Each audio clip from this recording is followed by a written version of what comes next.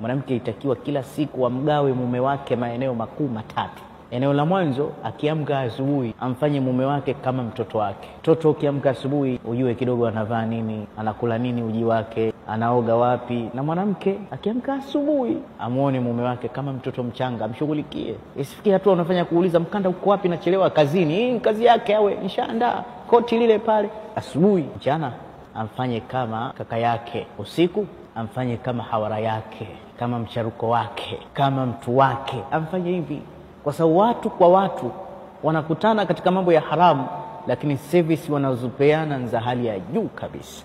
Takwambieni kitu mtashangaa. Tafiti iliyofanyika hivi sasa, wanawake ni wengi kuliko wanaume, na kwa maana hii wako baadhi wanasema ili wanawake waolewe wote, kila mwanaume aoe wanawake 4 au 3.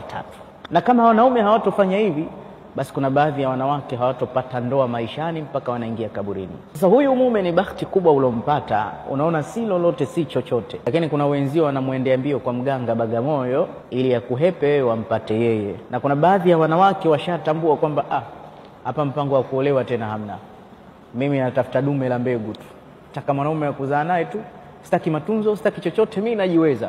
Na wanaume wanapenda fursa kama hizo. Kwa hiyo mambo haya ya matunzo mimi nataka mbegu tu, na wanaume wanapenda kuporomoka vitu kama hivi. Ndio unamkuta mwanamke anamchukua mwanamke anamchukua mume wa mtu, anamuingiza ndani, anambana pale kwenye kona sawa sawa, anamtaiti amwachii, jibaba lizima analiingiza kwenye beseni, analikogesha, anakogeshwa yule, anachukuliwa dodoki.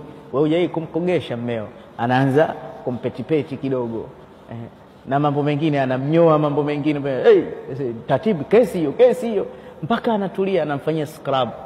Hiyo scrub ile anamkanda uso haui kama ganda la fenesi bwana, anamsinga, wenyewe wanasema hivi. Shaingia ndani, anamweka, hebu lala hapa, mbona uso una matobo, uone ghera hii, nikikupata mimi utakuwa soft.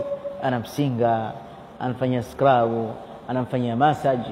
Leo wanaume wanaenda wallahi